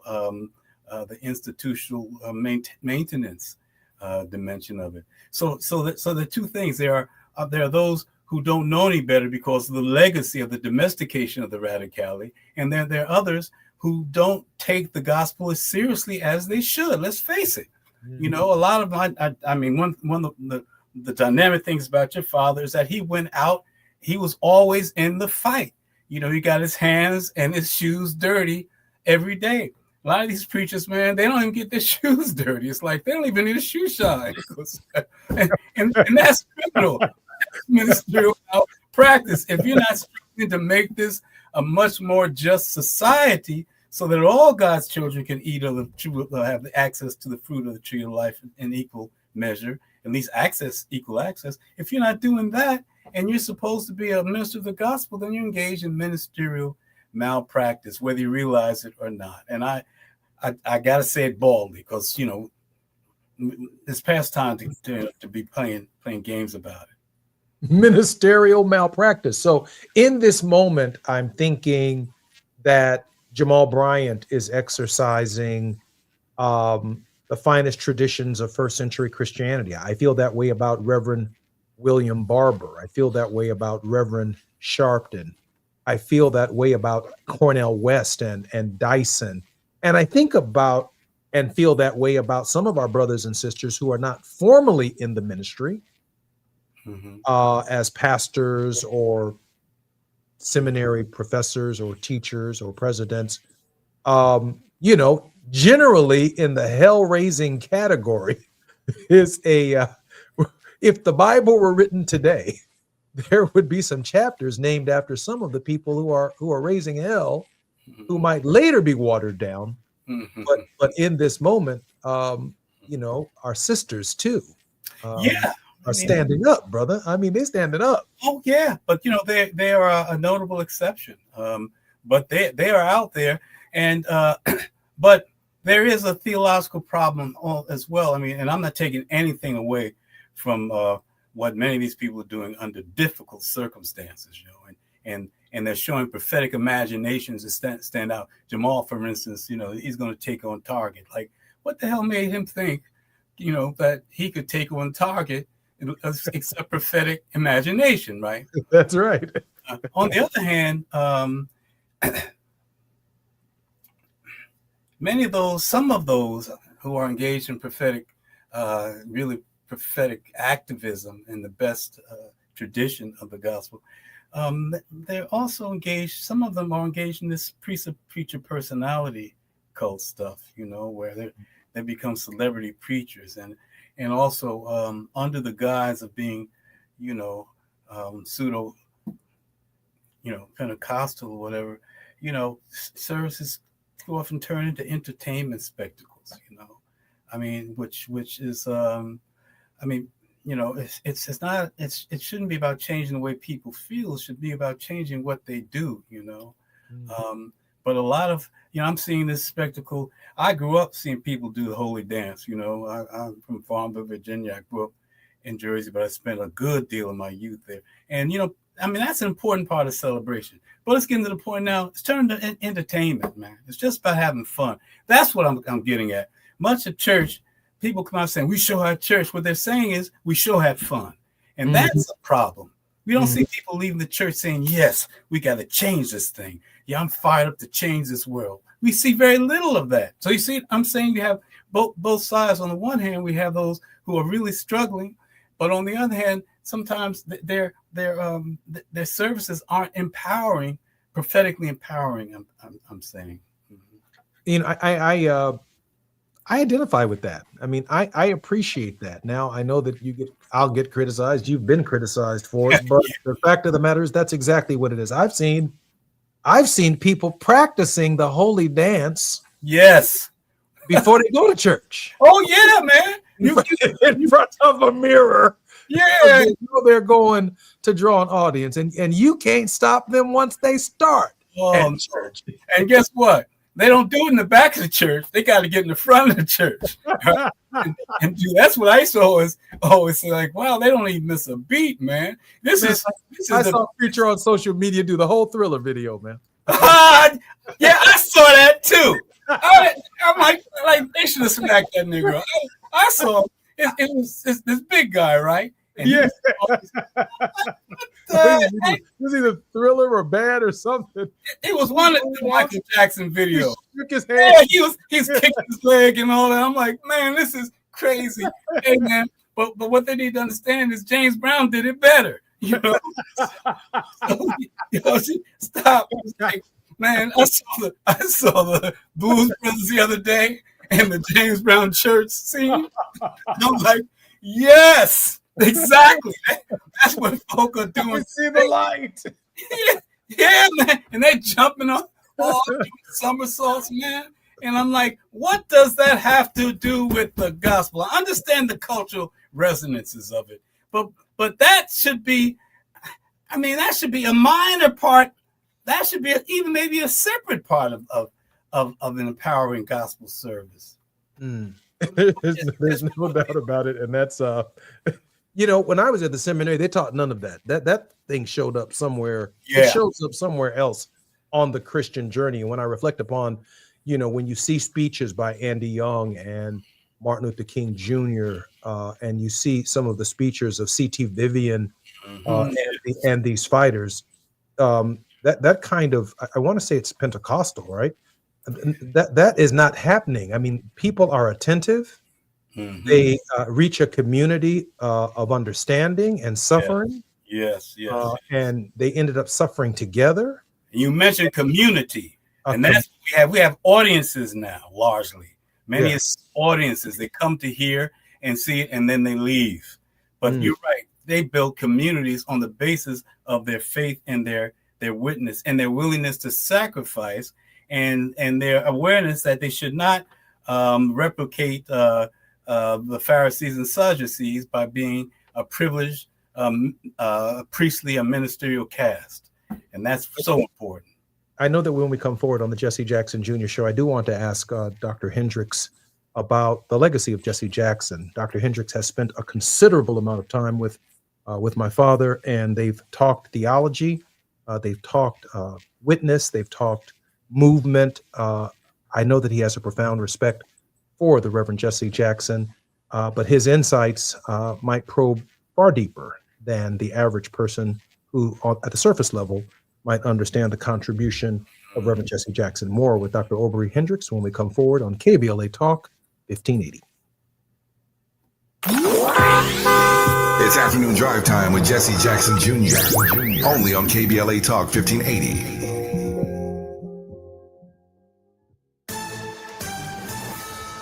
I'm Amber Payton with BIN News Now. Los Angeles is now 1,000 days away from the closing ceremony of the 2028 Paralympic Games. Black Mayor Karen Bass marked the milestone at a Westchester Climbing Center, noting the Games will debut paraclimbing. We are 1,000 days away from the Paralympics. She stressed making the events inclusive for athletes with disabilities. President Trump says he'll be in Baltimore on December 13th for the Army-Navy game at M&T Bank Stadium. The announcement comes amid renewed attention on his past criticism of the city. Trump has previously clashed with Black Governor Wes Moore and Black Mayor Brandon Scott, even as Baltimore reports major drops in violent crime this year. And singer John Legend says he had to negotiate his stage name after an adult film producer and rockabilly musician named Johnny Legend raised trademark issues. They reached an agreement, and Legend joked he kept his promise not to make adult films or rockabilly music. Get BIN News Now on demand 24/7 on the iHeartRadio app. Think It Up is an initiative to activate student-powered, teacher-led learning projects. Students and teachers, how can you spark great learning experiences in your classrooms today? Join at thinkitup.org.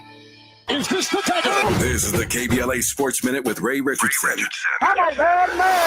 Despite losing at Carolina Sunday, the Rams are 9-3 and tied with the Chicago Bears for the best record in the NFC. Before Sunday's loss, Rams quarterback Matthew Stafford had thrown 318 consecutive passes without an interception. Stafford still leads the NFL with 32 touchdown passes. Multiple sources are reporting that Bob Chesney of James Madison University will be UCLA's next head football coach. Sources claim Chesney and UCLA have been discussing a 5-year contract. James Madison is 11-1 this season. Chesney is expected to be confirmed for the UCLA job after James Madison plays Troy on Saturday for the Sun Belt Conference Championship.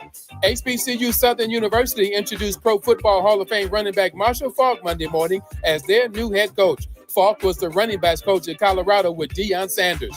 No debates, no speculation, just the info you need. That's your KBLA Sports Minute. I'm Ray Richardson on KBLA Talk 1580.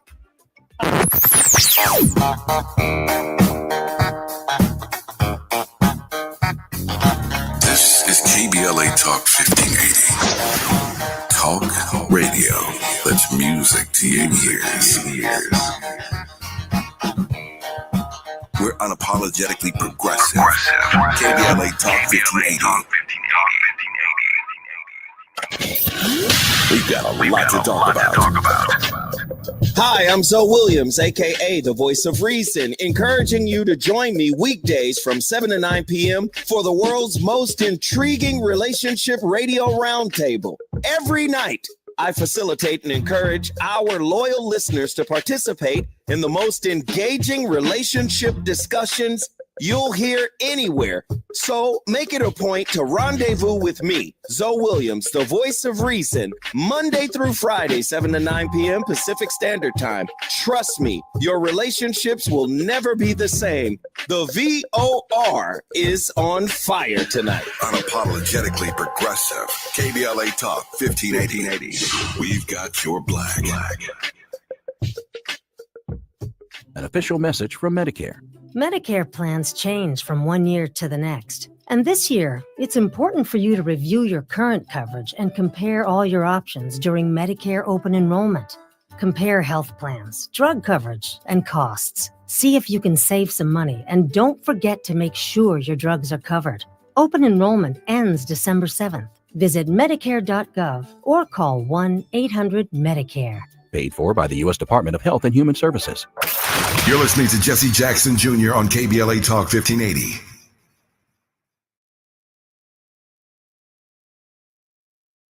The Jesse Jackson Jr. Show. The Jesse Jackson Jr. Show. The Jesse Jackson Jr. Show. The Jesse Jackson Jr. Show. King Volley, drop the beat. Come on and talk with me. Come on and listen to the me. Come on and talk with me. Come on and listen to the me. KBLA Talk 1580. Hey, I'm Jesse Jackson Jr. on the J Lunch Club on the Jesse Jackson Jr. Show on KBLA Talk 1580. Our very special guest is the nation's preeminent African-American but Christian biblical scholar. And I'm so grateful that he's spending time with us this afternoon on our show. Dr. Hendricks, welcome forward to our show. Thank you, sir. So glad to be with you always, always. Dr. Hendricks, just before the break, I asked you a question about the time that you spend your discerning understanding of leadership and what you find and have found unique about Reverend Jesse Jackson. Oh, man. Well, I wouldn't even know where to begin. Well, first, I mean, he's a unique figure in the history of this country in that his activism, his witness, his successes span, racial equity, party politics, international relations, moral clarity, bringing moral clarity to policy debate and all that. No, that's important. One of the things that was so important to me many years ago, and to many people my generation, I'm not a lot younger than him, but was his courage. and his boldness and his standing tall, and his brilliant ability to distill issues into understandable bites, and his boldness in the face of conservative and right wing and racist attacks. Oh no, man, it was very, very empowering. But what's missed a lot by many folks, that what moved Reverend Jesse Jackson was not a quest for power for himself or for Black people. It was really what I've called the politics of Jesus. The Bible tells us that you must seek justice, number one, but the core of the gospel is love your Lord your God, all your heart, soul, mind, and strength. Love your neighbor as yourself. In other words, to be moved to serve our neighbor's needs because of our faith in God. That's a responsibility.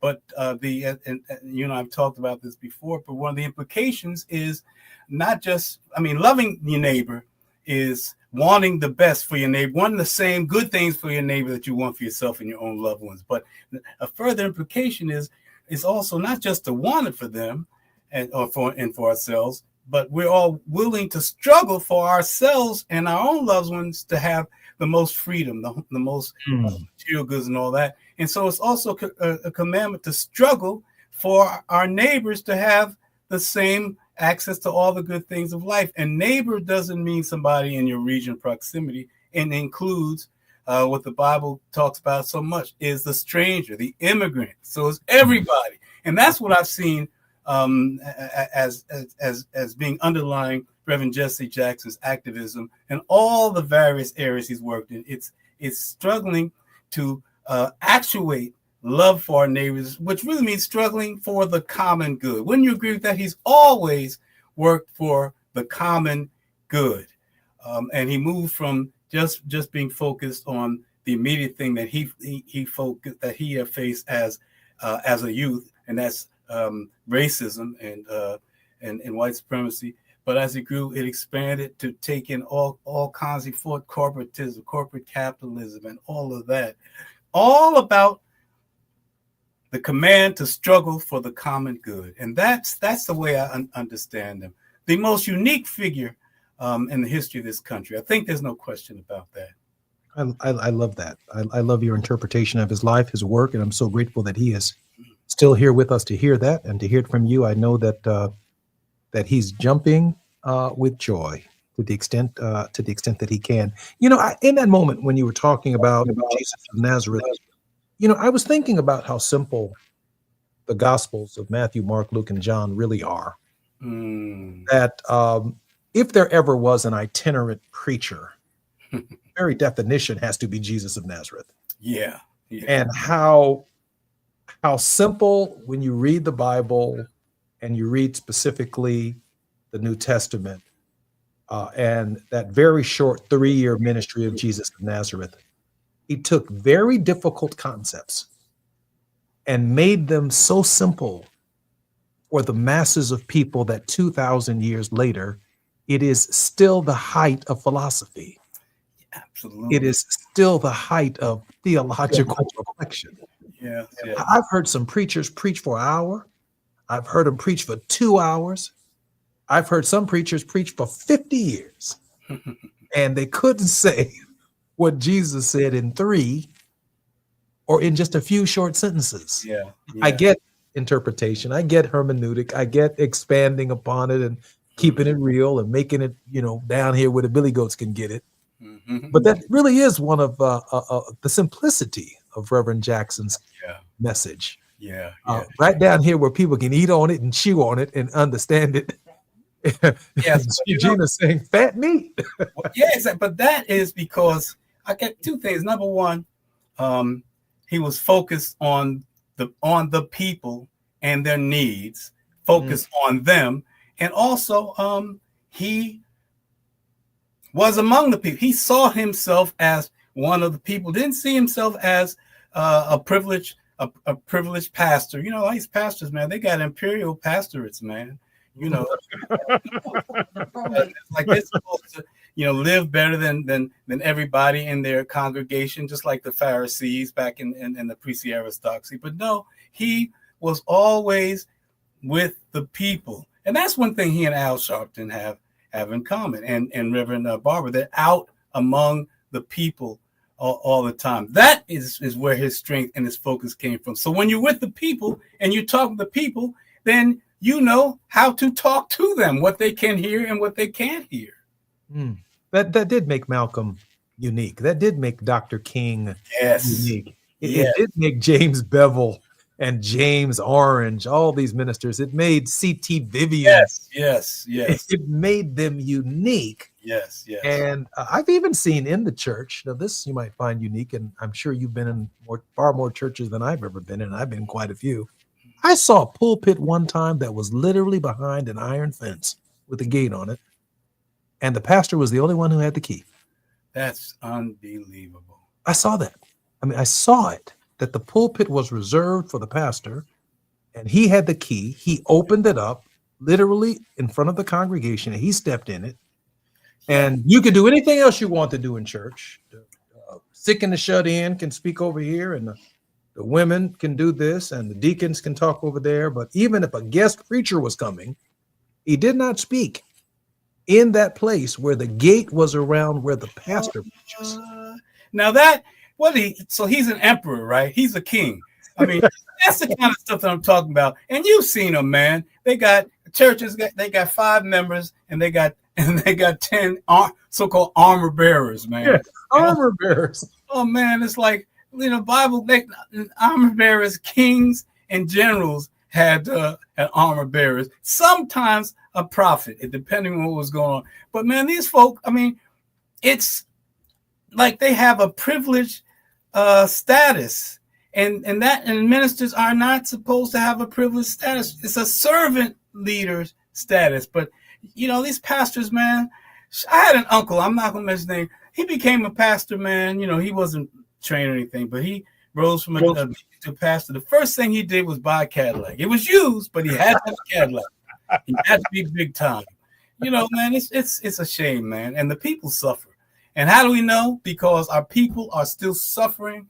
Nothing. We're not stamped to Trump and all the Christian nationalists, but the preachers are thriving, and that's terrible. That's unforgivable. You know, I know we have about a minute and a half before we come forward, so I want to ask this question as quickly as I possibly can. The Department of Education eliminated nursing as a professional career by limiting scholarships and a whole host of other things, but it elevated theology to a professional career, but not for all kinds of not our kind of theology. Yeah, take your time, Doc. Yeah, we got about a minute before we come forward. Yeah, no, it's not our kind of But isn't nursing a ministry? Well, I mean, caregiving. They don't, you know, part of being a malignant narcissist is to have no empathy at all. And Trump has no empathy. And also part of it is that cruelty being very important. And Trump's policies, what moves his policies, a lack of empathy and cruelty.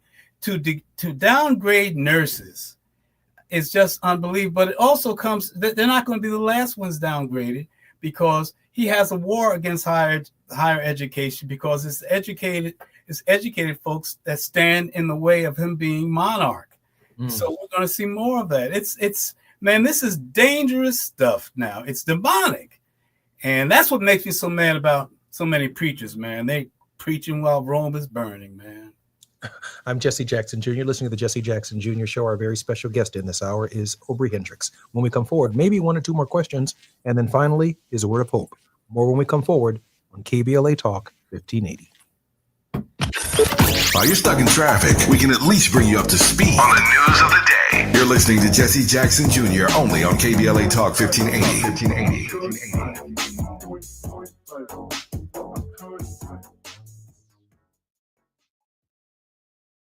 September is World Alzheimer's Month, a time to shine a light on a public health crisis that deeply impacts Black families. 1 in 5 Black adults ages 70 and older is living with Alzheimer's disease, or AD, and the risk is twice as high compared to white adults. But AD isn't just forgetting a name or losing track of time. Signs of early AD could be repeating questions, missing appointments, or struggling with bills and daily tasks. These things aren't a normal part of aging. Here's the good news. Treatments are available that may help if AD is diagnosed early. If you notice changes in memory or daily routines, whether in yourself or a loved one, don't wait. Early diagnosis and intervention are key to managing AD effectively. To learn more about AD and a potential treatment option, visit treatalsearly.com. That's treatalzearly.com to learn more about the signs and symptoms and a potential treatment option. This message is brought to you by AZI.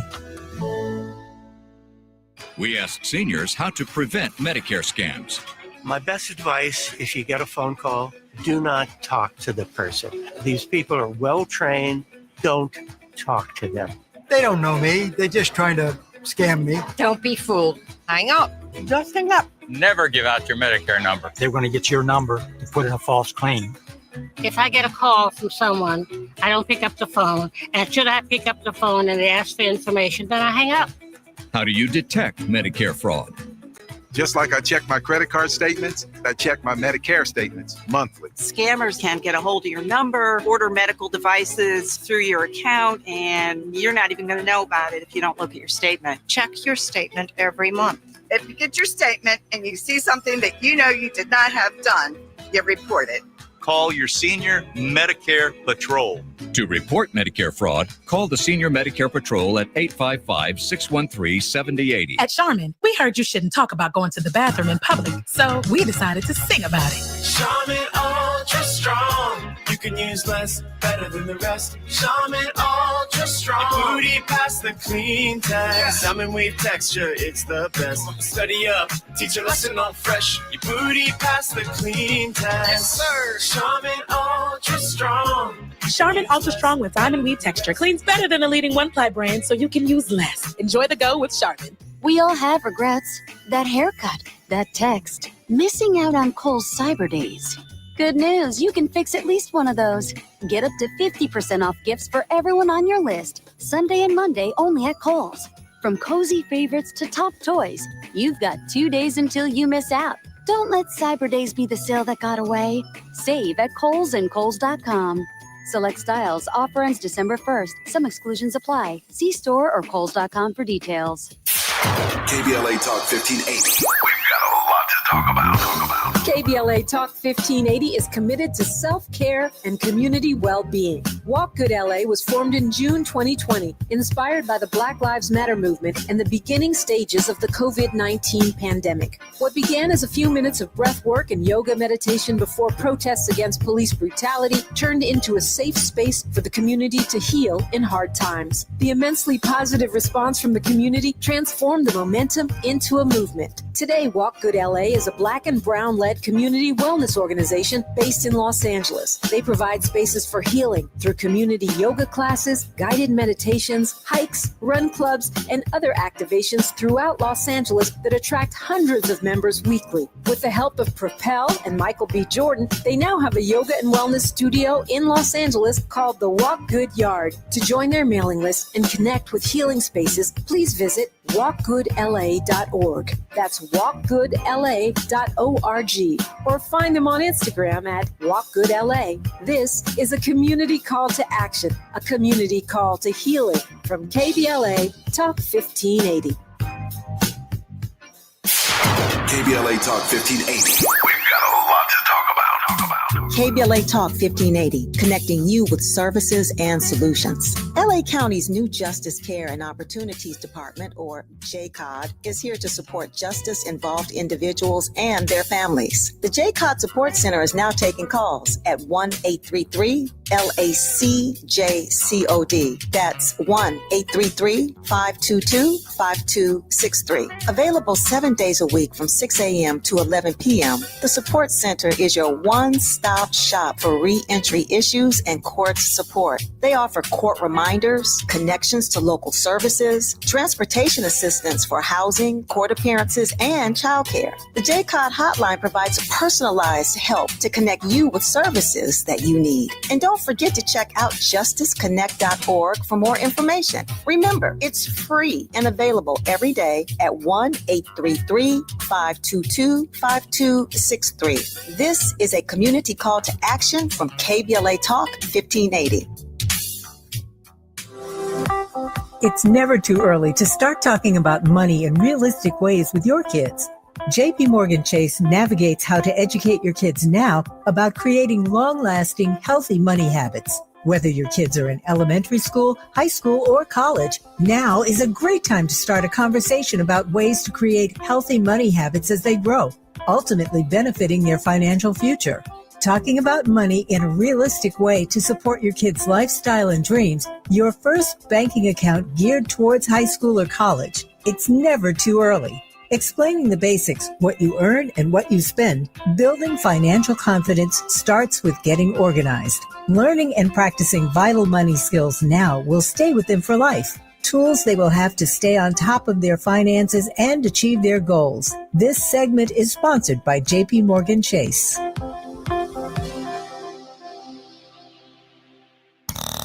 Now back to more of Jesse Jackson Jr. on KBLA Talk 1580. The Jesse Jackson Jr. Show. The Jesse Jackson Jr. Show. The Jesse Jackson Jr. Show. The Jesse Jackson Jr. Show. King Wally drops the beat. Come on and talk with me. Come on and listen to the need. Come on and talk with me. I'm Jesse Jackson Jr. This is the Jesse Jackson Jr. Show. On KBLA 1580 on the J Club. Our very special guest has been none other than eminent biblical scholar, Dr. Aubrey Hendricks. Dr. Hendricks, welcome forward to the Jesse Jackson Jr. Show. Sir, I'm so glad to be with you always. I do have two questions for you. And then, of course, I leave plenty of time at the end of the show for your word of hope. In The Politics of Jesus, you talked about the need for us universally to call the demon by name. Yeah. This person over here may call it this. This person over here may call it that. But we can't organize ourselves against the demon unless we give the demon a name and call the demon what it is. Right. In this particular case, it might be white supremacy. That is what it is. Call it by name. Yeah. Dr. Hendricks, you're thinking about Yeah. why that universal thought and that thought of unity matters at moments like these. Well, it's white supremacy. It's not just issue is not just white supremacy. It's not just fascism. I think that what we have to do is reclaim the language of good and evil. Some stuff is just evil, and if we can identify things as evil and explain why they are, then folk will fight harder, perhaps. And can you hear me? Absolutely, I can. Oh yeah. Folks would fight harder. For instance, Trump is evil. It's an evil regime. I mean, evil. I think by any measure, evil is needlessly hurting innocent people to serve your own interests or just because you can. That's evil. And Trump, it's like he's fueled by evil. He's fueled by hurting people, by denying folk basic things, by trying to crush folk. Listen to, there's not a good word comes out of his mouth. Everything is an insult, putting people down and all that. Willing to just to bomb farmers out in international waters and all that. If we start calling things what they are, that calling evil by its real name, maybe people will really start waking up and saying we are in trouble. But I mean, I think you're right. White supremacy is I mean, people have to realize white supremacy means that whites and have crafted, because of their belief in superiority, they have crafted a society that supports that, right? But it's also evil. Yeah. I like that. When I think about the example that you cited about bombing these little skiffs with the world's most powerful navy in human history. Yes. Against these people who are pirates. Maybe they're drug dealers, but we'll never know because they've never faced justice, or they've never will see a court of law, or threatening Nigeria and their internal relations between Muslims and Christians, or how he's behaved in the Middle East. And it just seems that there is a global reach for all things critical mineral. Mm-hmm. And rather than just saying that's foreign policy, it's evil. It's evil. The policy itself is evil. It ignores basic human rights. It ignores the United Nations. It ignores an incredible amount of history that led us to this moment to choose human dignity and to choose humanity over this kind of evil authoritarian, evil totalitarian, evil oligarchical regime. But it has to be called by something universally. So one group isn't over here fighting some philosophical concept from Karl Marx, and another group's over here fighting something that fighting an evil empire. We're fighting evil. The empire's evil. All of it. Really, I think, we see that in the 17th and 18th chapter of Book of Revelation. You go back and read it. It is describing empires. It can apply to capitalism. It certainly can apply to American capitalism. And that's an evil empire. We have to fight an evil empire. Jesus stood against the evil of empire. Dr. Hendricks, we have about a minute and 15 seconds for a word of hope. I'm sorry that it's so brief. Well, first, I'd like to say congratulations, brother, for your first anniversary, man. You've done extraordinary work. You've brought great people on, man. And, oh, God, you raised such important issues. I think the word of hope is, people like yourself who are raising consciousness in the public sphere, but also who is going back into government to be able to negotiate just policies, to try to push folks to fight for just policies. That's hopeful to me. That's my word of hope. Jesse, the kind of things that Jesse Jackson Jr. is doing is very hopeful to me. I appreciate that very much. Let me go to a clip right quick. My producer's telling me go to a clip now.